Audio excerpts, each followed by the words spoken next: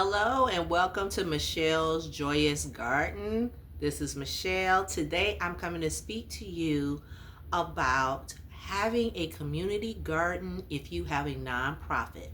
For those that may not know, I have over 15 years of experience working with nonprofits, working with sponsorships and small businesses, providing consulting and training advice. And a few days ago, I was just thinking about how I love gardening and I love helping nonprofits and small businesses. And it just came to me about the benefits of a nonprofit having a community garden. And so I had made a couple of posts, and so I decided to come on here and kind of talk about why it's so beneficial. Well, first, as a nonprofit, you can go after sponsorships that will help facilitate your community garden.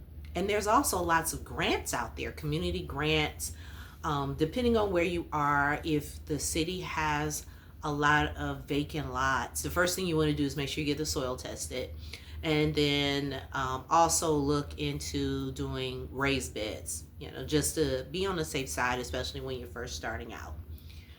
But it's just such a great opportunity to really leverage what you're doing in your nonprofit. And the reason why it's such a good idea and why so many businesses will look to your organization to fund is because it meets a really great need in reference to the social determinants of health, also known as SDOH.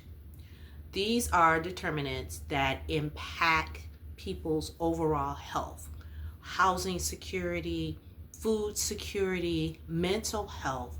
All of these things have an impact on a person's overall health. And many companies are looking to give back to the community that address those particular issues.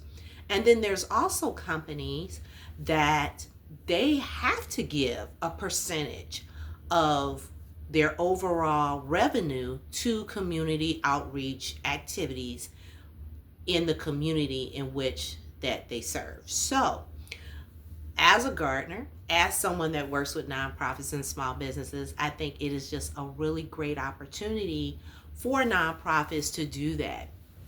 And in addition to getting funding, you can also get volunteers. Many companies have a day of giving. Many companies utilize Martin Luther King Day as a day of service. And sometimes towards the end of the year, they look for community outreach. Now, up here in Michigan, not so much unless it's like an indoor garden, but that's something that you can do as well. Even if you don't have a large space, if you're like all concrete where your nonprofit is, you can do something inside. I'm doing indoor gardening for the very first time, and I'm so excited because I said that I saw some spinach that made an appearance. And of course the lettuce was coming. I also saw parsley. I saw some parsley, y'all. Some parsley came. And I saw a little bit of sage in the egg carton. I'm going to show you. You know what? Let's go look at it right now. I know we're talking about community garden, but this is a good example of doing something on the inside. Hold on. Make sure I don't knock nothing down. I'm going to put it on pause for a minute. Okay. I stand to get corrected. There was nothing in that parsley tray. But look at this little sage leaf. You see that little green? Look at it. Yeah. And I did this. This is my first time using these egg cartons. And as you can see, I do have holes. Yep, I did like little slits holes, still covering it with my saran wrap. So if you've got a nonprofit, even if you're working out of your home, if you're giving that food away, you can utilize that and say, this is where we're starting, but I want to do more. Let those companies know what you're doing, because food is just such a valuable thing. We all need food. And if you are creating a way where people can have access to healthy, nutritious food, yes, I definitely recommend doing that. And what types of companies?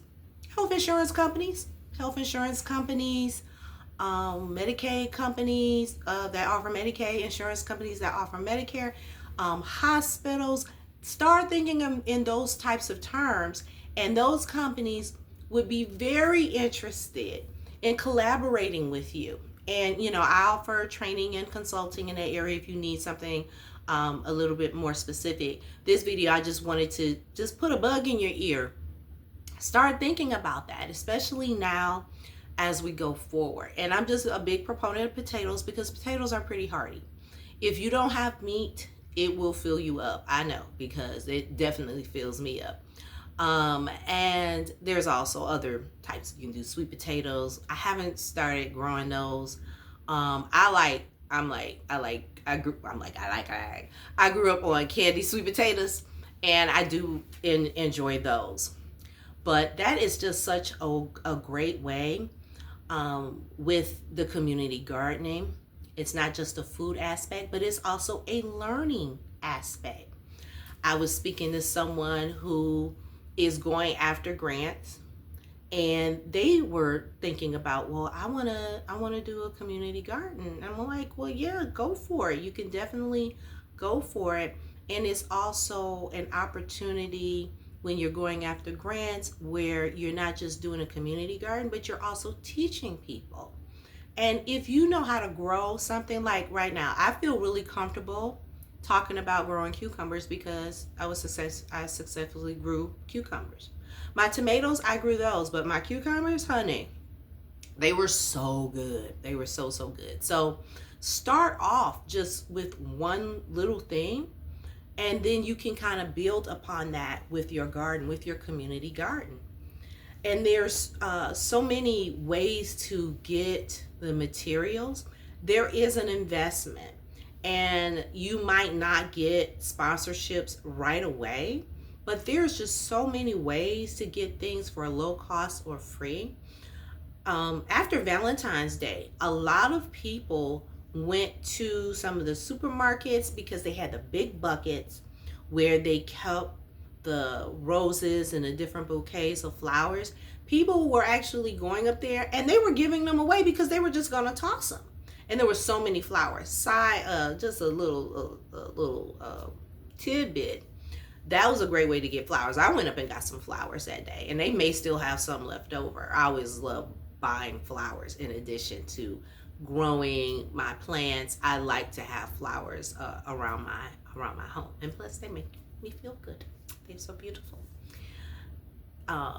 Furthermore, I don't even know if furthermore was the correct word right there, but anywho, I like always saying anywho, when going after these sponsorships, think about all the different needs that you are going to be meeting.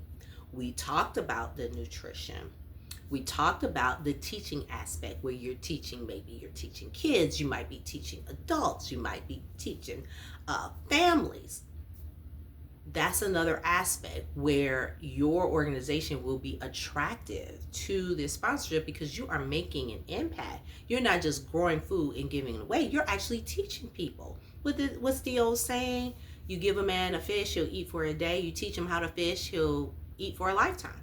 So positioning yourself as that organization with gardening, there's just so much around gardening. And not only that, and I talked about it previous videos, check them out. The benefits of mental health with having a garden. You can do that with your nonprofit, talking about the benefits of the mental health. And I just honestly, being able to garden indoors, I'm just so joyous. And people who garden, you get it. If you are a gardener, you definitely get it. It's just such a joy. And I was like, maybe this was a bad idea. But I took egg cartons. So if you have a nonprofit, just get some egg cartons, you get some soil, put it together. Now, what I use, for those who may have not seen my other videos, I had soil from my previous year's garden, which contained topsoil, composted manure, and earthworm castings. So I got some of that soil. I mixed it on my patio in one of my buckets. And then I added some earthworm castings that I bought at Costco, and I mixed it together to kind of amend it, and then I put it straight in dirt in the different containers. I use this because I've seen people do it, and I just wanted to see if it would work for me. And honestly, patience is such a virtue, because I really was like, honey, I don't know about this, but it worked out. It really worked out. So I was really pleased with that. So you can do that. Egg cartons, these food things that you eat your little TV dinners. I don't know if y'all call it TV dinners. Back in the day, that's what we did. Gen X for life. That's what we used to call them. This is just such a great way. So just to recap, with being a nonprofit and having a garden, whether you do an indoor garden or an outdoor garden, as long as you need is some space, you can get funding for that. And the key issues is you're feeding people, you're teaching people, and then you're also addressing mental health. Getting out there, it's something happens when you get your hands in the soil. I do use gloves, for certain things, but sometimes you just got to get in there, get in the soil. And I always say, what's going on? I'm not feeling that great today. Oh, I didn't get a chance to play in the dirt, like all summer long. It was just great. I did some traveling, which I do quite a bit, because I have kids in college. So it was like, oh, it was cool to travel, but I can't wait to get back. And that's like, you start thinking about your plant babies. Who's going to take care of my garden when I go out of town? So just mentally, it does something very, very positive. And you think about it, God could have put Adam in any type of environment. He put him in a garden to tend to. So it's in us to garden. And in this day and age, I like having the option of eating from my garden. And as a nonprofit, being able to share that. And it even doesn't, and I'm trying to think, if depending on what your nonprofit is, everybody got to still eat. So that's always a great component. It's a great project. Now, I did mention the volunteers. You can have, if you get in partnership with a company, that could be part of the sponsorship. Hey, we'd love for you all to come out. And they would love to do that because they want people to know. And one of my favorite sayings is that people don't care how much you know until they know how much you care. If they see you in the community that your company is making money in, that you are actually giving back, that is just wonderful. It's just really, really wonderful. And I think having a community garden is just such a wonderful idea. I love it when people will have those little mini mobile pantries. To have the mobile pantry and a community garden where people can go in that neighborhood, they're able to gather and get some food. That would just be wonderful. And even thinking long range, you get the right funding, you might be able to even build a greenhouse so you can truly grow year round. Now I'm trying, this is something that if I would have known, well, I did know, but I just didn't think about it. I was so laser focused on the spring, and I started seeing people that I would watch about growing things as they were preparing. I said, well, wait a minute, let me go ahead and get started now, and we'll see how what I'm growing is going to do. And I said my next video is going to be about rabbit poop, but we'll get to that. We got snow, so our spring is over. We're back into winter. So I really couldn't go into that, but this has been something that I really wanted to share with you all, with my expertise working with sponsorships, and also marrying that with my love for gardening, that is definitely doable. Is gardening expensive? There's a cost, but you don't have to spend a whole lot of money. I know I didn't spend a whole lot of money. It's just you've got to be very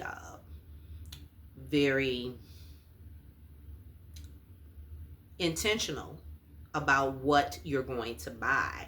There are certain things that I don't buy because of what I've heard about them, certain brands, that has a lot of chemicals in it, because that's the whole point of me gardening. I don't want to have a whole lot of chemicals.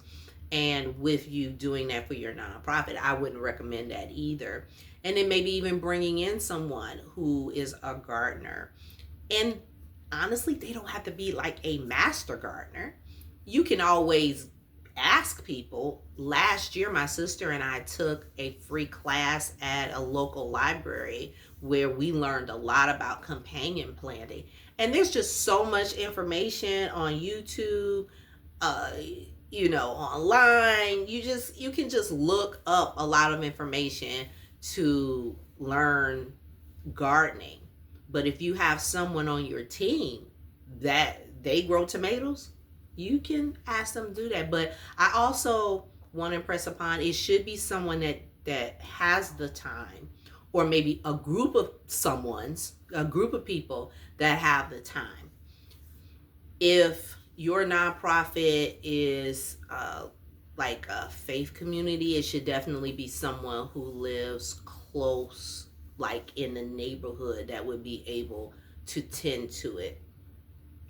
Because if everybody, everyone works and things like that, you just want to make sure that there is someone that is dedicated to it. Or you could have part of the sponsorship. They might have someone on their team.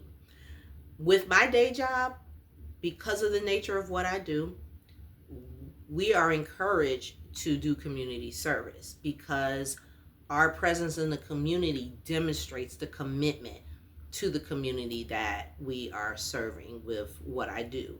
So that is also an option. But again, if you've got a brick and mortar, people are there every day anyway, you can do like a schedule. And it's just so rewarding to being able to grow your own food, distribute and share. That was one of the best things, was sharing food, sharing with my family, sharing with friends, sharing with my church family. That is something, and it does generate impact. Just think, as your nonprofit, if your nonprofit, whatever your nonprofit is, I think any nonprofit, this could be applicable because everybody eats and everybody needs to eat and should be eating healthy.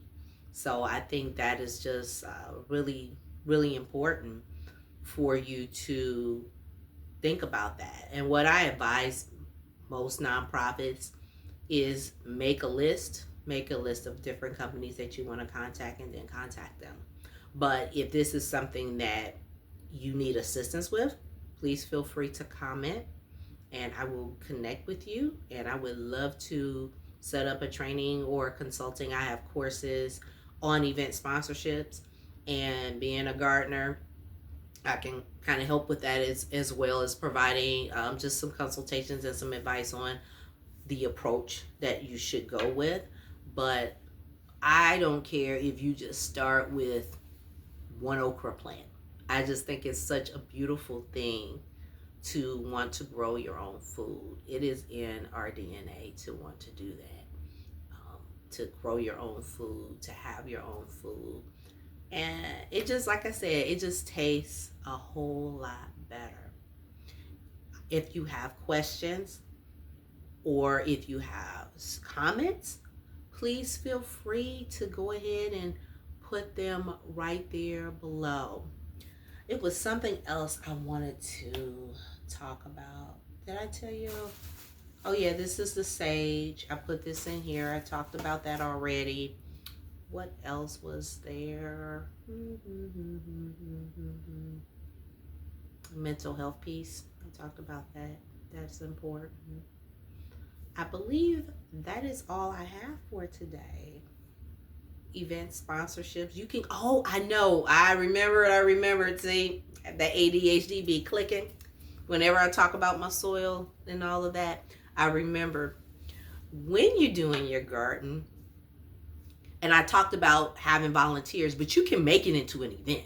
You can make it into an event, and this is for the nonprofits or people who have nonprofits. You can make it into a great event, have sponsors come out. You can have different companies come out. They can sponsor the shovels. They can sponsor it all, and you really can create this event where you can do a planting, and then you can also have an event where there's harvest. You can have people coming in and harvesting it.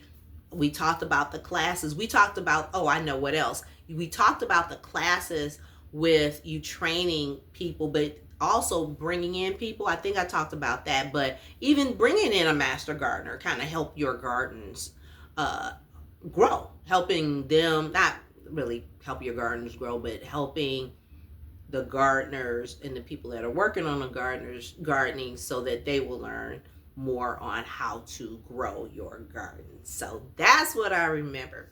Like I said, I am a neurospicy gardener living in Zone 6B in Michigan. This has been Michelle's Joyous Garden. I'm on a journey of learning, sharing, and being joyous while gardening my heart out. Talk to y'all soon. Take care.